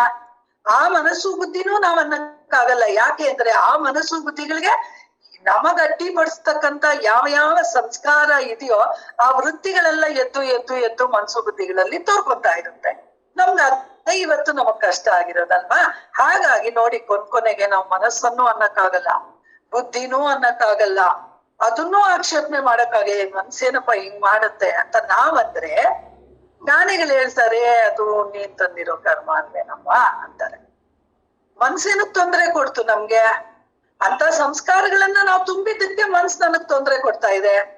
ಹೆಂಗ್ ನೀವಾಗ ಮನಸ್ಸನ್ನ ನಾವ್ ಆಕ್ಷೇಪಣೆ ಮಾಡೋದಿಕ್ ಸಾಧ್ಯ? ಅದಕ್ ಪಾಪ ಏನು ಗೊತ್ತಾಗಲ್ಲ, ಅದು ಬರೀ ಎಮೋಷನ್ ಅಷ್ಟೇ. ಪಾಪ ಅದಕ್ಕೆ ಏನು ಗೊತ್ತಾಗಲ್ಲ. ಆ ಗೊತ್ತಾಗದೆ ಇರೋ ಮನಸ್ಸನ್ನ ನಾವು ಜೊತೆಗ್ ತಗೊಂಡು ಇಂದ್ರಿಯಗಳ ಮುಖಾಂತರ ಏನೆಲ್ಲ ಬೇಕೋ ಎಲ್ಲ ಅನುಭವಿಸ್ಬಿಟ್ಟು ಎಲ್ಲಾ ವೃತ್ತಿಗಳನ್ನು ಕೂಡ ಚೆನ್ನಾಗಿ ಸ್ಟೋರ್ ಮಾಡ್ಕೊಂಡು ಎಸುಕಾಯಂಗಳ ಕಳೆದು ಅಲ್ವಾ 84 ಲಕ್ಷ ಯೋನಿಗಳಿಂದ ಅಂತ ಹೇಳ್ತಾರಲ್ಲ ಜ್ಞಾನಿಗಳು. ಆ ರೀತಿನಲ್ಲಿ ಅಜ್ಞಾನ ಜನ್ಮಗಳು ಬೇರೆ ಆದ್ರೆ ಅಜ್ಞಾನ ರೀತಿಯ ನಡವಳಿಕೆಗಳು ಬೇರೆ ನಮ್ಗೆ ಅಲ್ವಾ. ಮನುಷ್ಯನ ಜನ್ಮ ಹೆಂಗ್ ಬಂತು? ಏಸುಕಾಯಂಗಳ ಕಳೆದು 84 ಲಕ್ಷ ಜೀವರಾಶಿಗಳಿಂದ ದಾಟಿ ಬಂದ ಈ ಶರೀರ ಅಂತ ಹೇಳಿದ್ರು. ಅದೊಂದು ಕಷ್ಟನಾ ನಮ್ಗೆ? ನಮಗ್ ಗೊತ್ತಿಲ್ಲ. ಅಜ್ಞಾನ ಜನ್ಮಗಳೆಲ್ಲ ಬಂತು. ಯಾವ್ದೋ ಪುಣ್ಯಕ್ಕೆ ಮನುಷ್ಯನ ಜನ್ಮನು ಬಂತು. ಅದೇನ್ ಪುಣ್ಯ ಮಾಡಿದ್ವೋ ಮನುಷ್ಯರಾಗಿ ಹುಟ್ಟಿದ್ವಿ. ಆದ್ರೆ ಅದು ಅಷ್ಟೇನಾ ನಾವು ತಪ್ಪು ಮಾಡಿದ? ಅದು ತಪ್ಪಲ್ಲ, ಇದು ಪ್ರಕೃತಿ. ನಾವ್ ಇದನ್ನ ನಾವು ತಪ್ಪು ಅಂತ ಅನ್ಕೊಳಕ್ ಆಗಲ್ಲ. ಇದು ಸೃಷ್ಟಿ ಕಾರ್ಯ ಅಲ್ವಾ. ಏಸುಕಾಯಂಗಳ ಕಳೆದು ಯಾವ್ಯಾವ್ದೋ ಪಶು ಪಕ್ಷಿ ಪ್ರಾಣಿಗಳು ಎಲ್ಲಾ ಯೋನಿಗಳಿಂದ ದಾಟ್ಕೊಂಡು ಕೊನೆಗೆ ಮಾನವ ಜನ್ಮ ದುರ್ಲಭ ಅನ್ನ ಹೇಳೋ ರೀತಿನಲ್ಲಿ ನಾವು ಹುಟ್ಟಿದೀವಿ. ಮನುಷ್ಯರಾಗಿ ನಾವು ಹುಟ್ಟಿದೀವಿ. ನಾವು ಹುಟ್ಟಿದ ಮೇಲೆ ಅಲ್ಲಿವರೆಗೂ ನಮ್ದೇನು ತಪ್ಪಿಲ್ಲ, ಆಯ್ತಾ. ವಿಕಾಸ ಆಗ್ತಾ ಆಗ್ತಾ ಆಗ್ತಾ ಮನುಷ್ಯನಾಗಿ ಹುಟ್ಟಿರೋದು ಅಂತ ಕೆಲವ್ರು ಹೇಳ್ತಾರೆ. ಮಹಾರಾಜಿ ಜ್ಞಾನದಲ್ಲಿ ಬರುತ್ತೆ, ಯೋನಿಜರು ಅಯೋನಿಜರು ಅನ್ನೋದೊಂದು ಜ್ಞಾನ ಕೊಟ್ಟು ಅದರಲ್ಲಿ ಯೋನಿಜ ಜನ್ಮಗಳು ನಾವೆಲ್ಲ. ನಾವು ತಂದೆ ತಾಯಿ ಹೊಟ್ಟೆಯಲ್ಲಿ ಹುಟ್ಟಿರ್ತಕ್ಕಂಥವ್ರು. ಅಯೋನಿಜ ಅನ್ನೋದು ಇನ್ನು ಬೇರೆ ಬೇರೆ ಇವರು ಇದ್ದಾರೆ, ಬೇಕಾದಷ್ಟು ಜನ ಅಯೋನಿಜರಿದ್ದಾರೆ. ಆ ತರ ಜನ್ಮಗಳು ನಮ್ದಲ್ಲ. ನಾವ್ ಈ ತರ ಮಾಡ್ಕೊಂಡ್ ಬಂದ್ವಿ. ಇದು ಪ್ರಕೃತಿ ಮಾಡ್ಕೊಂಡ್ ಬಂತು. ಆಮೇಲೆ ಏನಾಗತ್ತೆ, ನಾವು ಯಾವಾಗ ಯೋನಿಜರಾಗಿ ನಾವು ಹುಟ್ಟುತ್ತೀವೋ ಹುಟ್ಟಿದ್ದಾದ್ಮೇಲೆ ಅಲ್ಲಿಂದ ನಮ್ ಲೆಕ್ಕ ಸ್ಟಾರ್ಟ್ ಆಗತ್ತೆ. ನಮ್ ಪಾಪ ಪುಣ್ಯಗಳು, ನಮ್ಮ ನಡವಳಿಕೆಗಳು ಎಲ್ಲ ಅಲ್ಲಿಂದ ಸ್ಟಾರ್ಟ್ ಆಗತ್ತೆ. ಹಾಗಾದ್ರೆ ಆಗ್ಲೂ ನಮಗ್ ಗೊತ್ತಿಲ್ವಲ್ಲ ಅದ್ ಹೆಂಗ್ ನಮ್ದಾಗತ್ತೆ ತಪ್ಪು ಅಂತ ನಮ್ಗೆ ಅನ್ಸುತ್ತೆ ಅಲ್ವಾ. ಮನುಷ್ಯರಾಗಿ ಯೋನಿಜರಾಗಿ ಹುಟ್ಟಿದ ತಕ್ಷಣನೇ ನಾವು ಪಾಪ ಮಾಡ್ಬಿಟ್ವಾ? ಏನಿಲ್ಲ, ನಮ್ಗೇನು ಗೊತ್ತಿಲ್ವಲ್ಲ, ಅಜ್ಞಾನದಲ್ಲಿ ಹುಟ್ಟಿದೀವಲ್ವಾ ನಾವು. ಅದ್ ಹೆಂಗೆ ನಮ್ದು ತಪ್ಪಾಗತ್ತೆ ಅನ್ನೋ ಪ್ರಶ್ನೆ ನಮಗ್ ಬರುತ್ತೆ. ಅದಕ್ಕೆ ಹೇಳ್ತಾರೆ, ತಿಳಿಯದೆ ಮಾಡಿರ್ತಕ್ಕಂತ ಎಷ್ಟೋ ತಪ್ಪುಗಳು ಎಷ್ಟೋ ಜನ್ಮಗಳಿಗೂ ಮಾಫಿ ಇದೆಯಂತೆ. ತಿಳಿದೆ ಮಾಡೋ ಎಷ್ಟೋ ಜನ್ಮಗಳಿಗೆ ಮಾಫಿ ಇದೆಯಂತೆ. ತಿಳಿದಾದ್ಮೇಲೆ ಮಾಡ್ತೀಯಲ್ಲ ಅದು ಪಕ್ಕ ಲೆಕ್ಕ. ಅಲ್ಲಿ ನಮ್ದು ಪಕ್ಕ ಲೆಕ್ಕ ಸ್ಟಾರ್ಟ್ ಆಗತ್ತಂತೆ ನೋಡಿ. ಅಲ್ಲಿವರೆಗೂ ದೇವ್ರ ಕೃಪೆ ಇರತ್ತೆ, ಏನಾಗಲ್ಲ. ಕರುಣಿಸ್ತಾನೆ ದೇವ್ರು. ನಮ್ಗೇನು ಗೊತ್ತಿಲ್ಲದೆ ಮಾಡಿರೋ ತಪ್ಪುಗಳಿಗೆ ಖಂಡಿತ ಕರುಣಿಸ್ತಾನೆ. ತಿಳಿದ ಮೇಲೆ ಮಾಡಿರೋದಕ್ಕೆ ಕ್ಷಮೆ ಅನ್ನೋದೇ ಇಲ್ಲ ಅನ್ನೋದನ್ನ ನಾವು ನೋಡಿದೀವಿ. ಈ ರೀತಿನಲ್ಲಿ ನಾವು ಜನ್ಮ ತಾಳ್ಕೊಂಡ್ ಬಂದಿದೀವಿ. ಇಲ್ಲಿ ಆತ್ಮಾರ್ಪಣೆಯ ನಿರ್ಣಯ ಅಂತ ಬಂದಾಗ ಇಲ್ಲಿ ವಿಚಾರ ಏನ್ ಬರುತ್ತೆ ಅಂದ್ರೆ, ಎಲ್ರಿಗೂ ನೋವಾಗುತ್ತೆ. ಏನಪ್ಪಾ ಕನ್ನಿಕಾ ಪರಮೇಶ್ವರಿ ನಮ್ಮ ವಾಸವಿ ಈ ರೀತಿ ಡಿಸಿಷನ್ ತಗೊಂಡ್ಬಿಟ್ಲಲ್ಲ ಅಂತ ಹೇಳಿ ಯಾವ ತಂದೆ ತಾಯಿ ನೋವಾಗಲ್ಲ. ಅದೇನೋ ಹೇಳ್ತಾರಲ್ಲ, ಕೋರಿ ಕೋರಿ ಹುಟ್ಟಿನ ಬಿಡ್ಡ ಅಂತ ಹೇಳ್ತಾರೆ ತೆಲುಗುನಲ್ಲಿ. ಆ ರೀತಿ ತಪಸ್ ಮಾಡಿ ಹುಟ್ಟಿರೋ ಒಂದು ಮಗು ಇವತ್ತು ಬೆಳೆದು ಆಕೆ ಸರ್ವಾಂಗ ಸುಂದರಿ ಅಂತ ಹೇಳೋ ರೀತಿನಲ್ಲಿ, ಆಮೇಲೆ ಸಕಲ ಕಲಾವಲ್ಲಭೆ ಅಂತ ಹೇಳೋ ರೀತಿನಲ್ಲಿ, ಆಂತರಿಕವಾಗಿ ಬಾಹ್ಯವಾಗಿ ಅದು ಏನು ಜಗತ್ತಿನಲ್ಲಿ ಆ ಮಹಾನುಭಾವರು ಸತ್ಯಂ ಶಿವಂ ಸುಂದರಂ ಅಂತ ಹೇಳ್ತಾರೋ ಆ ರೀತಿನಲ್ಲಿ ಆ ದೇವಿ ಮೂಡಿ ಬರ್ತಾಳೆ ಭೂಮಿಗೆ, ನಮ್ಗೆಲ್ಲ ಕೂಡ ತೋರ್ಕೊಂತಾಳೆ. ಆ ರೀತಿನಲ್ಲಿರ್ತಕ್ಕಂತ ಮಹಾತಾಯಿ ಇವತ್ತು ತಂದೆ ತಾಯಿ ಎದುರಿಗೆ ನಿರ್ಣಯ, ಆತ್ಮಾರ್ಪಣೆಯ ನಿರ್ಣಯ ಅಂತ ಹೇಳಿ ಎಲ್ಲ ನಿರ್ಣಯ ಮಾಡ್ಕೊಂಡಾಗ ಎಲ್ರಿಗೂ ನೋವಾಗುತ್ತೆ. ಒಬ್ಬೊಬ್ರಿಗೆಲ್ಲ ನೋವಾಗೋದು ಅಲ್ಲಿ ತಂದೆ ತಾಯಿಯಿಂದ ಹಿಡಿದು ಆ ದೇಶದ ಪ್ರಜೆಗಳಿಗೆ, ಅಣ್ಣ ತಮ್ಮಂದರಿಗೆ, ನೆಂಟರಿಗೆ, ಇಷ್ಟರಿಗೆ, ಬಂಧು ಬಾಂಧವರಿಗೆ ಎಲ್ರಿಗೂ ನೋವಾಗತ್ತೆ. ಹೇಗೆ? ವಾಸವಿ ಕನ್ನಿಕಾ ಪರಮೇಶ್ವರಿ ಆ ಆತ್ಮಾರ್ಪಣೆಗೆ ಡಿಸಿಷನ್ ತಗೊಂಡ್ಬಿಟ್ರೆ ಎಲ್ರಿಗೂ ನೋವಾಗ್ಬಿಡುತ್ತಾ ಅನ್ನೋ ಒಂದು ಪ್ರಶ್ನೆ ಕೆಲವ್ರು ಹೇಳಿದ್ರು. ಸುಮ್ನೆ ಸಿಂಪಲ್ ಎಕ್ಸಾಂಪಲ್ ಹೇಳ್ತೀನಿ. ಮೋದಿ ಇವ್ರಿಗೆ ಏನಾರ ವ್ಯತ್ಯಾಸ ಆದ್ರೆ ಎಷ್ಟು ಜನಕ್ಕೆ ನೋವಾಗುತ್ತೆ ಯೋಚನೆ ಮಾಡಿ. ಮೋದಿ ಇವ್ರಿಗೆ ಏನಾರ ವ್ಯತ್ಯಾಸ ಆದ್ರೆ ಖಂಡಿತ ನಮ್ ಕಣ್ಣಲ್ಲಿ ನೀರ್ ಬರಲ್ವೇನ್ರಿ? ನೋವಾಗಲ್ವೇನ್ರಿ? ದುಃಖ ಆಗಲ್ವೇನ್ರಿ ನಮ್ಗೆ? ಈ ಕಾಲದ ಆ ಒಂದು ಆಟಿಟ್ಯೂಡ್ ಇಡೀ ದೇಶವನ್ನ ಇಷ್ಟು ಸಾತ್ವಿಕ ರೂಪದಲ್ಲಿ ಆಳ್ವಿಕೆ ನಡೆಸ್ತಾ ಇರ್ತಕ್ಕಂತ ಅಂತ ಮಹಾನುಭಾವನಿಗೆ ಏನಾರ ಆದ್ರೆ ನಮ್ ಕಾಲದಲ್ಲೇ ಕಣ್ಣಲ್ಲಿ ನೋಡ್ತಾ ಇದೀವಲ್ವಾ ಅವ್ರನ್ನ. ಅವ್ರನ್ನ ನೋಡಿದ್ರು ಸಾಕಲ್ವಾ ಅರ್ಥ ಮಾಡ್ಕೊಳ್ಳೋದಿಕ್ಕೆ? ಹೆಂಗಿರ್ತಾರೆ ಮಹಾನುಭಾವರು, ಹೆಂಗಿರ್ತಾರೆ ಜ್ಞಾನಿಗಳು, ಹೆಂಗಿರ್ತಾರೆ ಯೋಗಿಗಳು, ಹೆಂಗಿರ್ತಾರೆ ಸಾತ್ವಿಕರು, ಹೆಂಗಿರ್ತಾರೆ ಸನಾತನ ಧರ್ಮವನ್ನ ಎತ್ತಿ ಹಿಡಿಬೇಕು ಅಂತಃಕರಣ ಉಳ್ಳವರು ಹೇಗಿರ್ತಾರೆ ಅಂತ ಇವತ್ತು ಮೋದಿಯವರನ್ನ ದರ್ಶನ ಮಾಡಿದ್ರೆ ಸಾಕಲ್ಲ ನಮಗೆ? ನೋವಾಗಲ್ಲ? ಹಾಗೆ ಆಗುತ್ತೆ. ಎಂತವ್ರು ಸರಿಯಾಗಿರೋರು. ಕಾಂಗ್ರೆಸ್ ಅವ್ರಿಗೆ ನಾನೇನು ಹೇಳಲ್ಲ, ನನಗಿಲ್ಲ ಕಾಂಗ್ರೆಸ್ ವಿಚಾರ ನಮ್ಗೆ ಬೇಡ. ಜನರಲ್ ಆಗಿ ಎಲ್ರಿಗೂ ನೋವಾಗತ್ತೆ. ಅದೇ ರೀತಿನಲ್ಲಿ ಇನ್ನೂ ನಾವು ಪ್ರಾರ್ಥನೆ ಮಾಡ್ತೀವಿ, ಅವ್ರಿಗೋಸ್ಕರ ಜಪ ಮಾಡ್ತೀವಿ, ಅವ್ರಿಗೋಸ್ಕರ ತಪ ಮಾಡ್ತೀವಿ, ಅವ್ರಿಗೋಸ್ಕರ ದಾನ ಧರ್ಮಗಳು ಮಾಡ್ತೀವಿ. ಅವ್ರು ಚೆನ್ನಾಗಿರ್ಲಿ, ಅವ್ರು ಚೆನ್ನಾಗಿರ್ಲಿ, ಅವ್ರು ಚೆನ್ನಾಗಿದ್ರೆ ನಾವು ಚೆನ್ನಾಗಿರೋದು ಅನ್ನೋದು ನಮ್ಗೆ ಅರ್ಥ ಆಗುತ್ತೆ. ಈಗಿನ ಕಾಲದಲ್ಲೇ, ಕಲಿಯುಗದಲ್ಲೇ ನಮ್ಗೆ ಇದು ಅರ್ಥ ಆಗ್ತಾ ಇದೆ. ನಮ್ಮ ಕಾಲದಲ್ಲಿ, ಇನ್ನು ಆ ಕಾಲದಲ್ಲಿ ಅಷ್ಟೊಂದು ಮಹಿಮಾನ್ವಿತಳಾಗಿರ್ತಕ್ಕಂಥ ಕನಕಾ ಪರಮೇಶ್ವರಿ ಆತ್ಮಾರ್ಪಣೆ ಒಂದು ವಿಚಾರವನ್ನ ಆಕೆ ಪ್ರಜೆಗಳ ಎದುರಿಗೆ ಇದನ್ನ ಹೇಳ್ದಾಗ ಎಲ್ರಿಗೂ ಆಘಾತ ಆಗುತ್ತೆ. ಯಾಕೆ ಅಂದ್ರೆ ಇದು ಕತೆ ಅಂತ ಕೇಳಿದಾಗ ನಮ್ಗೆ ಏನೂ ಆಗಲ್ಲ, ನಮ್ಗೊಂದಿಷ್ಟು ಸೂಜಿ ಕುಚ್ಚಿದಂಗೂ ಆಗಲ್ಲ, ಏನೂ ಆಗಲ್ಲ. ಅದಕ್ಕೆ ಮೋದಿ ಅವ್ರದ್ದು ಎಕ್ಸಾಂಪಲ್ ಕೊಟ್ಟಿದ್ದು. ಇವತ್ತು ನಾವು ಸ್ಪಂದಿಸ್ತಾ ಇದೀವಲ್ವಾ, ಆ ಮಹಾನುಭಾವನಿಗೆ ಸ್ಪಂದಿಸ್ತಾ ಇದೀವಿ. ನಮಗೆ ಮೋದಿ ಅವ್ರ ವಿಚಾರದಲ್ಲಿ ತುಂಬಾ ದಿವ್ಯವಾದ ಸ್ಪಂದನ ನಮ್ಗಿದೆ. ಹಾಗಾಗಿ ಆ ಎಕ್ಸಾಂಪಲ್ ತಗೊಂಡಾಗ ಕನ್ನಿಕಾ ಪರಮೇಶ್ವರಿ ಕತೆ ಅಲ್ಲ, ಇದು ನಡೆದಿರೋದೆ, ಇದು ನಿಜವಾಗ್ಲೂ ನಡೆದಿರೋದೆ. ಸಾಕ್ಷಿ ಏನು ಅಂತ ಅಂದ್ರೆ ನಾನೇ ಸಾಕ್ಷಿ, ನೀವೇ ಸಾಕ್ಷಿ. ಆ ಪರಂಪರೆಯಿಂದ ಬಂದಿದೀವಲ್ವಾ, ನಾನೇ ಸಾಕ್ಷಿ, ನೀವೇ ಸಾಕ್ಷಿ, ವೈಶ್ಯ ಜನಾಂಗವೇ ಸಾಕ್ಷಿ. ಆ ತಾಯಿಯ ಪರಂಪರೆಯಲ್ಲಿ ನಾವೆಲ್ಲ ಬಂದಿದೀವಿ ಅಂತ ಅನ್ನೋದಿಕ್ಕೆ. ಹಾಗಾಗಿ ಈ ನಿರ್ಣಯ ಎಲ್ಲರಿಗೂ ತುಂಬಾ ಆಘಾತವನ್ನ ಕೊಡುತ್ತೆ. ತುಂಬಾ ಒಬ್ಬೊಬ್ರು ಒಂದೊಂದು ರೀತಿನಲ್ಲಿ ಹೇಳ್ತಾರೆ, ಇಲ್ಲೆಲ್ಲ ಹೇಳ್ಕೊಂಡ್ ಬರ್ತಾರೆ. ಏನಾಯ್ತು ಇಲ್ಲಿ ಭಾಸ್ಕರಾಚಾರ್ಯರು ಒಂದ್ ಹೇಳ್ತಾರೆ, ಕುಸುಮಾ ಶ್ರೇಷ್ಠಿ ಒಂದ್ ಮಾತಾಡ್ತಾರೆ. ಈ ರೀತಿ ಎಲ್ಲಾರು ಅವ್ರವರ ಭಾವನೆಗಳನ್ನ ವ್ಯಕ್ತಪಡಿಸ್ತಾರೆ. ಆಮೇಲೆ ಇನ್ನೊಂದು ಏನಪ್ಪಾ ಅಂತಂತಂದ್ರೆ, ಇವತ್ತು ನಾವ್ ಅರ್ಥ ಮಾಡ್ಕೋಬೇಕಾಗಿರೋ ವಿಚಾರ ಜನರಲ್ ಟಾಕ್. ಇದು ಜನರಲ್ ಟಾಕ್. ಆತ್ಮಾರ್ಪಣೆ ಅಂದಿದ ತಕ್ಷಣ ನಾವೆಲ್ಲ ತಸಕ್ ಅಂದ್ಬಿಡ್ತೀವಿ. ಯಪ್ಪಾ ಏನಪ್ಪಾ ಆತ್ಮಾರ್ಪಣೆ ಮಾಡ್ಕೊಂತ ಇದ್ದಾಳೆ ದೇವಿ ಅಂತ ಹೇಳಿ ನಮ್ಗೆಲ್ಲ ತುಂಬಾ ನೋವಾಗ್ಬಿಡತ್ತೆ. ಹೆಂಗಪ್ಪ ಸಹಿಸ್ಕೊಳ್ಳೋದು? ಈ ದೇಹ ಸುಟ್ಟೋಗ್ತಾ ಇದ್ರೆ ಅಗ್ನಿನಲ್ಲಿ ನಾನ್ ಹೆಂಗಪ್ಪ ಇದನ್ನೆಲ್ಲ ಸಹಿಸ್ಕೊಳ್ಳೋದು ಅನ್ನೋ ಭಾವನೆ ನಮ್ಗೆ ಅದು ಮೈ ಜುಮ್ ಅನ್ನೋ ರೀತಿನಲ್ಲಿ, ಭಯ ಆಗೋ ರೀತಿನಲ್ಲಿ, ಗಾಬರಿ ಆಗೋ ರೀತಿನಲ್ಲಿ ನಮ್ಗೆ ಅನ್ನಿಸ್ತಾ ಇರತ್ತೆ. ಅದಕ್ಕೆ ಹೇಳಿದ್ದು, ದೇಹವನ್ನ ದಾಟಿರ್ತಕ್ಕಂಥ, ದೇಹಕ್ಕೆ ಅತೀತಳಾಗಿರ್ತಕ್ಕಂಥ ಆ ಸ್ತರದಲ್ಲಿ ಅಂತ ಅನ್ನೋದಕ್ಕಿಂತ ಆ 5 ಕೋಶಗಳನ್ನ, ಪಂಚಕೋಶಗಳಿಗೆ ಅತೀತವಾಗಿ ಇರ್ತಕ್ಕಂಥ ವಾಸವಿಯ ಸ್ತರನೇ ಬೇರೆ. ಆ ಸ್ತರನೇ ಬೇರೆ. ಅಂತಹ ಸ್ತರದಲ್ಲಿ ನಿಂತಾಗ ಮಾತ್ರನೇ ಇಡೀ ಜಗತ್ತಿಗೆ ಪ್ರೇರಣೆ ಕೊಡೋದಿಕ್ಕೆ ಸಾಧ್ಯ ಆಗತ್ತೆ.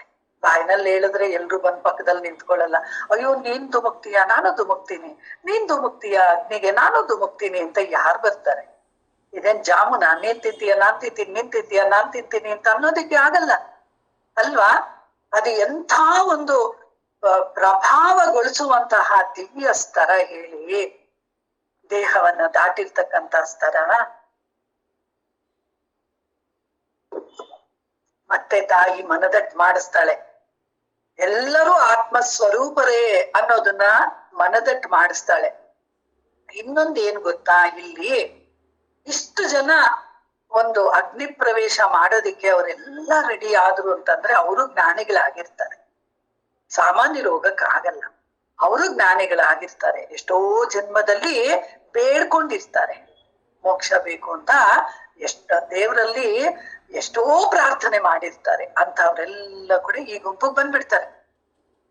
ವಾಸವಿ ಹೇಳ್ತಾ ಇದ್ದಂಗೆ ಈ ಗುಂಪಿಗೆ ಬಂದ್ಬಿಡ್ತಾರೆ. ನೋಡಿ ಎಷ್ಟ್ ಕಷ್ಟ ಇದೆ ಅಲ್ಲ. ನಾವು ಯಾರನ್ನೋ ಅನ್ಬಾರ್ದು. ತುಕಾರಾಮರು ವಿಮಾನ ಬಂದಿದೆ ಬಾ ಅಂತಂದ್ರೆ ಪಾಪ ಹೆಂಡತಿಗೆ ಬರಕ್ಕಾಗ್ಲಿಲ್ಲ ಅಲ್ವಾ? ವಿಮಾನ ಬಂದಿದೆ ವೈಕುಂಠಕ್ಕೆ, ಪರಮಾತ್ಮ ಕಳ್ಸಿದಾನೆ, ನಾನು ಹೋಗ್ತಾ ಇದ್ದೀನಿ ಬಾ ಅಂತಂದ್ರೆ ಅಗ್ನಿಗೆ ಬೀಳೋದ್ ಬೇಡ, ವಿಮಾನದಲ್ಲಿ ಕುತ್ಕೊಂಡು ಹೋಗಕ್ಕೆ ಆಗ್ಲಿ. ಅಗ್ನಿ ಪ್ರವೇಶ ಅಂದ್ರೂ ಭಯ ಆಗತ್ತೆ, ವಿಮಾನ ಏನಕ್ ಭಯ ಆಗತ್ತೆ? ಹೈ ಕ್ಲಾಸ್ ಆಗಿರುತ್ತೆ ಅಲ್ವಾ? ವಿಮಾನ ಬಂದಿದೆ ಬಾ ಅಂದ್ರೂ ಕೂಡ ಹೆಂಡತಿಗೆ ಬರಕ್ ಆಗ್ಲಿಲ್ಲ. ಯಾಕೆ ಅಂತಂದ್ರೆ ಇನ್ನು ಜನ್ಮಗಳಿತ್ತು, ಕರ್ಮ ಕಳ್ಕೊಳ್ಳೋದೇ ಶಿಕ್ಷೆ, ಬಹುಕಾಲ ನಡೆಯದೆ ಮೋಕ್ಷವಿಲ್ಲ, ಮೋಕ್ಷ ಸ್ವತಃ ಸಿದ್ಧ ಮಂಕುತಿಮ್ಮ ಅನ್ನೋ ರೀತಿನಲ್ಲಿ ಇನ್ನು ಬೇಕಾದಷ್ಟು ಶಿಕ್ಷೆ ಆಗ್ಬೇಕಾಗಿತ್ತು, ಜನ್ಮಗಳು ಕಳಿಬೇಕಾಗಿತ್ತು. ತುಕಾರಾಮರು ಕರೆದ್ರು ಕೂಡ ಆ ವಿಮಾನದಲ್ಲಿ ಕುತ್ಕೊಂಡು ಹೋಗೋದಿಕ್ಕೆ ಆಗ್ಲಿಲ್ಲ.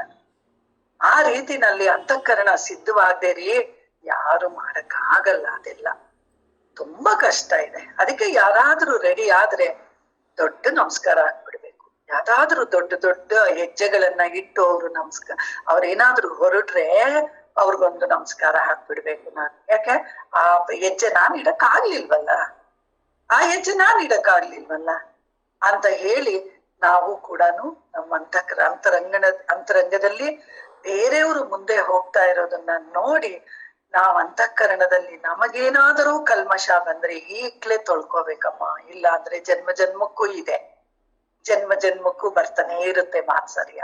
ಅದೇನೇ ಜನ್ಮದ್ದ, ಪ್ರತಿ ಜನ್ಮಕ್ಕೂ ಬರ್ತಾನೇ ಇರುತ್ತೆ. ಹೇಗ್ ತೊಳ್ಕೋಬೇಕು ಅನ್ನೋ ಸಾಧನೆಯನ್ನ ಮಾಡ್ತಾ ಮಾಡ್ತಾ ಮಾತ್ಸರ್ಯವನ್ನ ತೊಳ್ಕೊಳ್ಳುವಂತ ಪ್ರಯತ್ನಗಳನ್ನ ಮಾಡ್ತಾ ನಾವು ಮುಂದೆ ಹೋದ್ರೆ ಖಂಡಿತವಾಗ್ಲೂ ಯಾರ ಮುಂದೇನೋ ಯಾರ ಹಿಂದೆನೋ ದೈವ ಕೃಪೆ ಗುರು ಕೃಪೆ ಅಂತೂ ಖಂಡಿತ ಆಗತ್ತೆ, ಖಂಡಿತ ಆಗತ್ತೆ ನಮ್ಗೆ. ಈ ರೀತಿ ಅಂತಃಕರಣವನ್ನ ತೊಳ್ಕೊಳ್ಳುವಂತ ಪ್ರಯತ್ನಗಳನ್ನ ನಾವು ಮಾಡ್ಬೇಕು. ಈ ವಾಸವಿ ಚರಿತ್ರೆ ನಮ್ಗೆ ಅದೆಲ್ಲ ಕೊಡ್ಬೇಕು.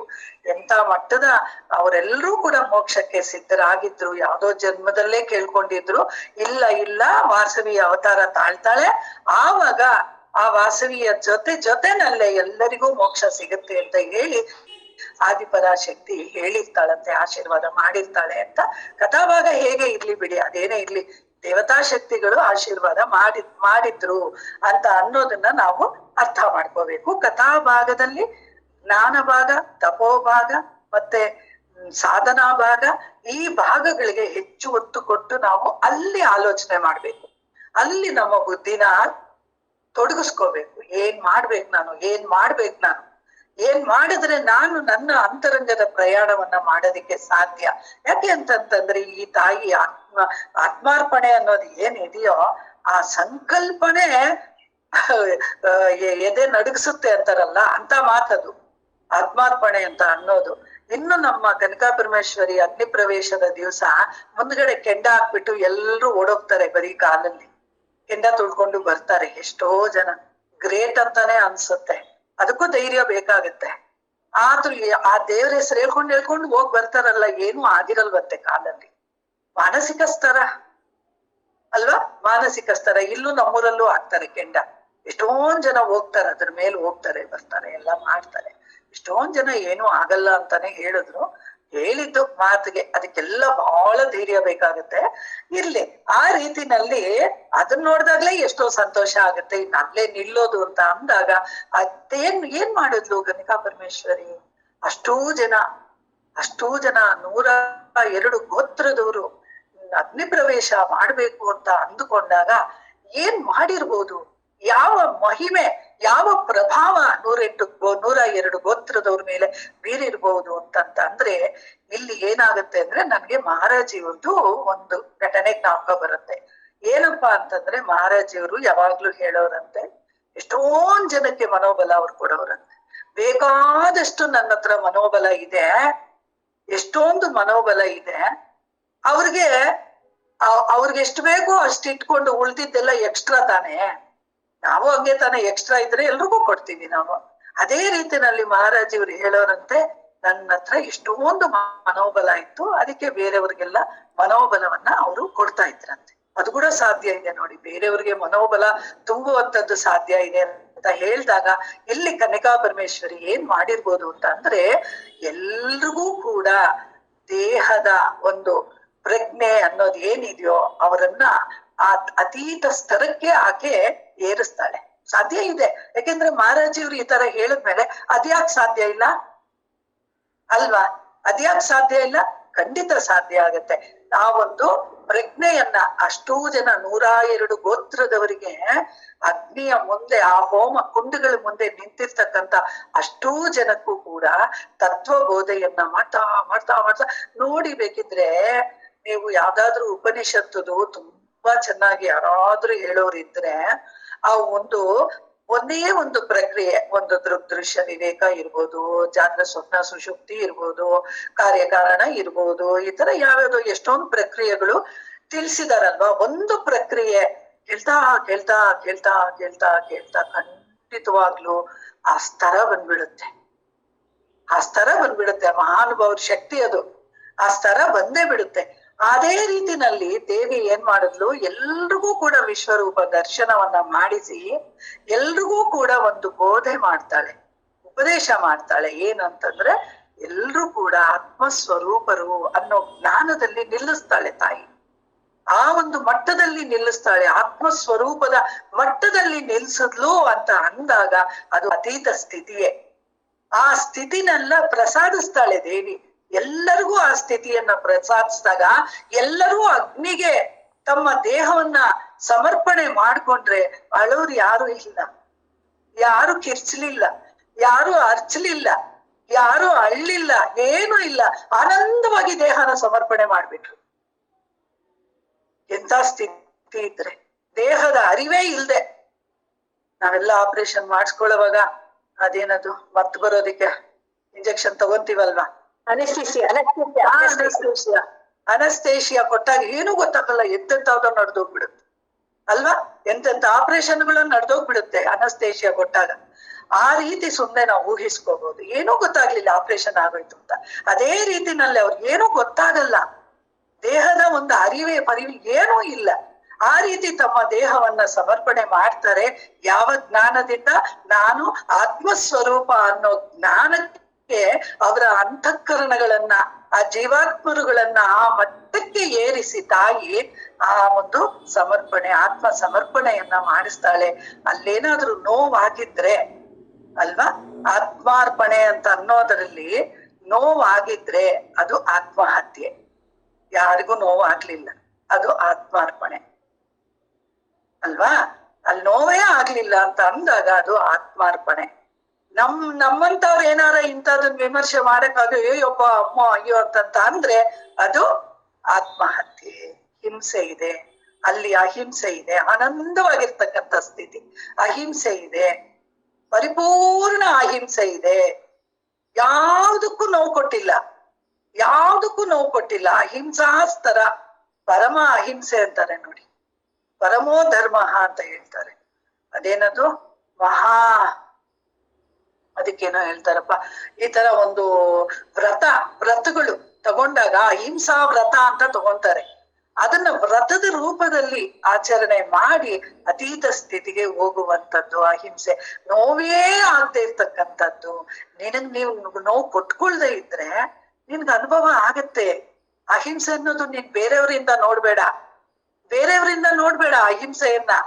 ನಿನಗ್ ನೀನೇ ನೋಡ್ಕೋ. ನಿನಗ್ ನೀನ್ ಆ ಹಿಂಸೆನ ಎಲ್ಲೆಲ್ಲಿ ಕೊಡ್ಕೊಂತ ಇದೀಯ ಅಂತ ನೋಡ್ಕೋ. ನಿನಗ್ ನೀನ್ ಹಿಂಸೆ ಕೊಟ್ಕೊಳ್ದೆ ಇದ್ದು ಅಹಿಂಸಾ ರೂಪದಲ್ಲಿ ನಿನಗ್ ನೀನೇ ಇದ್ರೆ ಆ ಅಹಿಂಸೆಯ ಆನಂದ ನಿಮ್ಗೆ ಅರ್ಥ ಆಗುತ್ತೆ. ಎಷ್ಟು ಆನಂದವಾಗಿದೆ, ಎಷ್ಟು ತಂಗಾಳಿ ತರ ಇದೆ, ಚಂದ್ರನಂತೆ ಇದೆ, ತಂಪಾಗಿದೆ. ಆ ರೀತಿ ಅನುಭವ ಬರುತ್ತಂತೆ. ಜ್ಞಾನಿಗಳು ಹೇಳಿರೋ ಮಾತು. ಅಹಿಂಸೆ ಅನ್ನೋದು ಆ ರೀತಿ ನಿನಗೆ ಆನಂದವನ್ನ ಕೊಡ್ತಾ ಇರುತ್ತೆ ಅಂತ ಸ್ತರಕ್ಕೆ ಕರ್ಕೊಂಡೋಗಿ ಆ ಕನ್ಯಕಾ ಪರಮೇಶ್ವರಿ ಎಲ್ರಿಗೂ ಆ ಸ್ಥಿತಿಯನ್ನ ಪ್ರಸಾದಿಸಿ ಆತ್ಮ ಸ್ವರೂಪದ ಜ್ಞಾನವನ್ನ ಬೋಧೆ ಮಾಡಿ ಆ ತಾಯಿ ಇದು ಆತ್ಮಹತ್ಯೆ ಅಲ್ಲ, ಆತ್ಮಾರ್ಪಣೆ ಅನ್ನೋ ಒಂದು ಉನ್ನತವಾಗಿರ್ತಕ್ಕಂಥ ಹೆಜ್ಜೆ. ಇದು ದೊಡ್ಡ ಸ್ಟೆಪ್. ಇದು ಪರಾಕಾಷ್ಠೆಯ ಹೆಜ್ಜೆ ಅಂತಾನೆ ಹೇಳ್ಬೋದು. ಅಂತದನ್ನ ಇಡೀ ಜಗತ್ತಿಗೆ ಆ ಕನ್ನಿಕಾ ಪರಮೇಶ್ವರಿ ತೋರ್ಸ್ಕೊಟ್ಟಿದ್ದಾಳಲ್ಲ ಮಹಾತಾಯಿ. ನಾವು ಅವಳನ್ನೇ ಅರ್ಥ ಮಾಡ್ಕೊಳ್ಳಿಲ್ವಲ್ಲ. ಎಷ್ಟು ವರ್ಷ ಆಯ್ತು ಆ ತಾಯಿಯ ಮಹಿಮೆನ ಅರ್ಥ ಮಾಡ್ಕೊಳ್ಳಿಲ್ಲ. ನಾವಿವತ್ತು ಕನ್ನಿಕಾ ಪರಮೇಶ್ವರಿ ಅಂತ ಹೇಳಿ ಏನು ಷೋಡಶೋಪಚಾರ ಪೂಜೆಗಳು ಮಾಡ್ತಾ ಇದೀವೋ ಪೂಜಾ ಮಟ್ಟದಲ್ಲೇ ಉಳ್ಕೊಂಡ್ಬಿಟ್ಟಿದೀವಲ್ವಾ. ದೇವಿನ ಅರ್ಥ ಮಾಡ್ಕೊಳ್ಳೋದು, ಅವಳ ತಪಸ್ಸನ್ನ ಅರ್ಥ ಮಾಡ್ಕೊಳ್ಳೋದು, ಜಗತ್ತಿನಲ್ಲಿ ಎಂತೆಂತ ಬೋಧೆಯನ್ನ ಮಾಡಿದ್ಲು ಆ ತಾಯಿ ಅನ್ನೋದು, ಅವಳನ್ನ ಮುಟ್ಟಕ್ಕೆ ಬಂದಿರ್ತಕ್ಕಂತ ವಿಷ್ಣು ವರ್ಧನನ ತಲೆ ಸೀಳೋಯ್ತು ಅಂದ್ರೆ ಆ ತಾಯಿಯ ಶಕ್ತಿ ಎಂತದಿರ್ಬೋದು ಅಲ್ವಾ. ಆ ತಾಯಿಯನ್ನ ಮುಟ್ಟಕ್ಕೆ ಬರ್ಬೇಕು ಅನ್ಕೊಂಡಿದ್ದೋ ವಿಷ್ಣುವರ್ಧನ ತಲೆನೇ ಸೀಳ್ ಆಗೋಯ್ತು ಅಂತ ಅಂದ್ರೆ ಆ ತೇಜಸ್ಸನ್ನ ತಡ್ಕೊಳಕ್ ಸಾಮಾನ್ಯರು ತಡ್ಕೊಳಕ್ ಸಾಧ್ಯನೇ ಇಲ್ಲ. ಹತ್ರ ಕೂಡ ಸುಳಿಯೋದಿಕ್ ಆಗೋದಿಲ್ಲ. ಎಷ್ಟೋ ದೂರದಲ್ಲೇ ಬಿದ್ದೋದ, ಹತ್ರಕ್ಕೂ ಬರಕ್ ಆಗ್ಲಿಲ್ಲ. ಅಂತಹ ಶಕ್ತಿ. ಅದಕ್ಕೆ ಅದನ್ನ ಪ್ರಭಾವ ಅಂತ ಹೇಳ್ತಾರೆ, ಪ್ರಭಾವಳಿ ಅಂತಾನು ಹೇಳ್ತಾರೆ. ಎಷ್ಟೆಷ್ಟೋ ಕಿಲೋಮೀಟರ್ ದೂರದಲ್ಲಿ ಆ ಪ್ರಭಾವಳಿ ಕೆಲಸ ಮಾಡುತ್ತೆ, ಪ್ರಭಾವಳಿ ಅಂತ ಹೇಳ್ತಾರೆ. ಆ ರೀತಿನಲ್ಲಿ ತಾಯಿಯ ಶಕ್ತಿ ಆ ರೀತಿ ಇರೋದ್ರಿಂದಾನೇ ಇವತ್ತು ಕನ್ನಿಕಾ ಪರಮೇಶ್ವರಿ ನಾವೆಲ್ಲರೂ ಕೂಡ ಆಕೆಯನ್ನ ದೇವತಾ ಶಕ್ತಿ ಅಂತ ಪೂಜೆ ಮಾಡ್ತಾ ಇದೀವಿ. ಸಂತೋಷನೇ, ದೇವತೆ ಅಂತ ಕೂಡ್ಸಿದೀವಿ. ಆದ್ರೆ ನಾವ್ ಅರ್ಥ ಮಾಡ್ಕೋಬೇಕಾಗಿರೋದು ಪರಬ್ರಹ್ಮ ಸ್ವರೂಪಿಣಿ ಅಂತ ನಾವ್ ಅರ್ಥ ಮಾಡ್ಕೋಬೇಕು. ದೇವತೆ, ಎಲ್ಲಾ ದೇವತೆ, ಮುಕ್ಕೋಟಿ ದೇವತಲು. ಆ ರೀತಿ ದೇವತೆಗಳು ಬೇಕಾದಷ್ಟು ಜನ ಇದಾರಲ್ವಾ ಮುಕ್ಕೋಟಿ ದೇವತಲು. ಆ ಮುಕ್ಕೋಟಿ ದೇವತಲು ಅಂತ ನಾವ್ ಏನ್ ಹೇಳ್ತೀವೋ ಅದರಲ್ಲಿ ಕನಕಾ ಪರಮೇಶ್ವರಿ ಒಬ್ಬಳಲ್ಲ. ಆ ತಾಯಿ ಪರಬ್ರಹ್ಮ ಸ್ವರೂಪಿಣಿ ಅಂತ ಹೇಳಿ ನಾವೆಲ್ಲರೂ ಕೂಡ ಅರ್ಥ ಮಾಡ್ಕೊಂಡು ಇನ್ನು ಮುಂದೆ ನಮ್ಗೇನಾದ್ರೂ ನಮ್ಮ ಕನ್ನಿಕಾ ಪರಮೇಶ್ವರಿಯ ವಿಚಾರವನ್ನ ಯಾರಾದ್ರೂ ಮಾತಾಡೋದಿಕ್ಕೆ ಬಂದಾಗ ಈ ಆತ್ಮಾರ್ಪಣೆಯ ವಿಚಾರ, ಇದು ಆತ್ಮಹತ್ಯೆ ಅಲ್ಲ, ಇದು ಅಹಿಂಸೆ, ಇದು ಆನಂದ, ಇದರ ಹಿಂದೆ ಒಂದು ತಪೋಶಕ್ತಿ ಇದೆ, ಸಾಧನೆ ಇದೆ, ಜೀವಾತ್ಮರುಗಳ ಉತ್ಕೃಷ್ಟವಾದ ಒಂದು ಸ್ತರ ಇದೆ ಅನ್ನೋದನ್ನ ನಾವೆಲ್ಲರೂ ಕೂಡ ಅರ್ಥ ಮಾಡ್ಕೊಂಡು ನಮ್ಗಾದಷ್ಟು ಎಲ್ರಿಗೂ ಅರ್ಥ ಮಾಡ್ಸಿದ್ರೆ ದೇವಿಗೆ ತುಂಬಾ ಸಂತೋಷ ಆಗತ್ತೆ. ಕನ್ನಿಕಾ ಪರಮೇಶ್ವರಿ ಆ ಒಂದು ಆತ್ಮ ಸ್ವರೂಪಕ್ಕೆ ತುಂಬಾ ಸಂತೋಷ ಆಗತ್ತೆ. ಇವತ್ತು ನಮ್ಮ ವೈಶ್ಯ ಕುಲ, ನಮ್ಮ ವೈಶ್ಯ ಜನಾಂಗ ನನ್ನನ್ನ ಸರಿಯಾಗಿ ಅರ್ಥ ಮಾಡ್ಕೊಂಡ್ರು. ಇದೇ ಆಗ್ಬೇಕಾಗಿರೋದು. ಆ ತಾಯಿ ಅವತಾರ ತಾಳಿದ್ದಕ್ಕೆ ಲೋಕ ಕಲ್ಯಾಣ ಆಗ್ಬೇಕಾಗಿದೆ ಅಲ್ವಾ. ಯಾವುದದು ಲೋಕ ಕಲ್ಯಾಣ ಅಂದ್ರೆ ಆತ್ಮ ಕಲ್ಯಾಣ ಅಲ್ವಾ. ಆ ಆತ್ಮ ಕಲ್ಯಾಣ ಆಗುವಂತ ಒಂದು ಸಾಧನೆಗಳನ್ನ ನಾವು ಮಾಡಿದಾಗ ಅದು ಲೋಕ ಕಲ್ಯಾಣವೂ ಹೌದು, ಆತ್ಮ ಕಲ್ಯಾಣವೂ ಹೌದು. ಅಂತ ಒಂದು ಏನು ಆ ಕೃಪೆ ಆ ದೇವಿನು ನಮ್ ಕಡೆ ಹರಿಸ್ತಾಳೆ, ನಮ್ ಕಡೆ ತಿರುಗ್ತಾಳೆ. ಯಾರು ಕೂಗ್ತಾ ಇಲ್ಲ ಅಂತ ತನ್ ಪಾಡುತ್ತಾನಿದ್ದಾಳೆ ಅಷ್ಟೆ. ಎಲ್ಲಾರು ಕರೆದ್ರೆ ಬರ್ತಾಳೆ. ಆ ತಾಯಿ ದೇವತಾ ಶಕ್ತಿಯಾಗಿ ಬರ್ತಾಳೆ. ಪರಬ್ರಹ್ಮ ಸ್ವರೂಪಿಣಿಯ ಜ್ಞಾನವನ್ನ ಎಲ್ರಿಗೂ ಕೊಡ್ತಾಳೆ. ಎಲ್ರೂ ಕೂಡ ಯಾವ ದೇವರಾದ್ರೂ ಒಂದೇ ಅಂತ ನಮ್ಗೆ ಅರ್ಥ ಆಗಿದೆ ಅಲ್ವಾ. ಆದ್ರೂ ಒಂದು ಹೆಮ್ಮೆ, ಜನಾಂಗದ ಒಂದು ಹೆಮ್ಮೆ ನಮ್ಗೆ ರಾಘವೇಂದ್ರ ಸ್ವಾಮಿ ಕಂಡ್ರು ಅಷ್ಟೇ ಹೆಮ್ಮೆ ಇದೆ. ಕನ್ನಿಕಾ ಪರಮೇಶ್ವರಿ ಅಂದ್ರು ಅಷ್ಟೇ ಹೆಮ್ಮೆ ಇದೆ. ಬ್ರಹ್ಮಚೈತನ್ರು ಅಂದ್ರು ನನ್ಗೆ ಅಷ್ಟೇ ಇಷ್ಟ. ಶಿರ್ಡಿ ಬಾಬಾ ಅಂದ್ರು ನನ್ಗೆ ಅಷ್ಟೇ ಇಷ್ಟ. ನನ್ಗೆ ಯಾವ ದೇವ್ರ ನೋಡಿದ್ರು ಇಷ್ಟ, ಯಾವ ಗುರುಗಳು ನೋಡಿದ್ರು ಇಷ್ಟ. ನನ್ಗೆ ಎಲ್ಲರೂ ಕೂಡ ಆ ಸ್ತರದಲ್ಲೇ ಇರ್ತಕ್ಕಂಥವ್ರು. ಹಾಗಾಗಿ ನಾವೆಲ್ಲರೂ ಕೂಡ ಕನ್ನಿಕಾ ಪರಮೇಶ್ವರಿಯ ಒಂದು ಅವತಾರ ಅನ್ನೋದು ಏನಿದೆಯೋ ಅದು ಪರಬ್ರಹ್ಮ ಸ್ವರೂಪಿಣಿನೇ ಜನ್ಮ ತಾಳಿ ವೈಶ್ಯ ಜನಾಂಗದಲ್ಲಿ ಹುಟ್ಟಿ ನಮಗೆ ಹೆಮ್ಮೆ ತರುವಂತ ರೀತಿಯ ಒಂದು ಕಾರ್ಯವನ್ನ ಮಾಡಿ ಲೋಕ ಕಲ್ಯಾಣವನ್ನ ಮಾಡಿ ಆ ತಾಯಿ ಹೋಗಿದ್ದಾಳೆ ಅಲ್ವಾ. ಹಾಗಾಗಿ ನಾವು ಆ ತಾಯಿನ ಚೆನ್ನಾಗಿ ಅರ್ಥ ಮಾಡ್ಕೊಂಡು ನಾವು ನಮಗೆ ಎಷ್ಟಾಗತ್ತೋ ಅಷ್ಟು ಈ ವಿಚಾರವನ್ನ ಹಂಚ್ಕೊಂಡ್ರೆ, ನಮ್ಮ ವೈಶ್ಯ ಜನಾಂಗದ ಜೊತೆ ಸರಿಯಾಗಿರ್ತಕ್ಕಂಥ ಜ್ಞಾನವನ್ನ ನಾವು ಹಂಚ್ಕೊಂಡ್ರೆ, ಯಾರಾದ್ರೂ ವೈಶ್ಯ ಜನಾಂಗ ಅಂತ ಹೇಳಿದ್ರೆ ಹೆಮ್ಮೆ ಪಡೋ ರೀತಿನಲ್ಲಾದ್ರೂ ನಾವು ಬೆಳೆದ್ರೆ ಅಷ್ಟೇ ಸಾಕು ಅಂತ ನಾನು ಪ್ರಾರ್ಥನೆ ಮಾಡ್ಕೊಂಡು ನನ್ನ ಮಾತನ್ನ ಮುಗಿಸ್ತೀನಿ.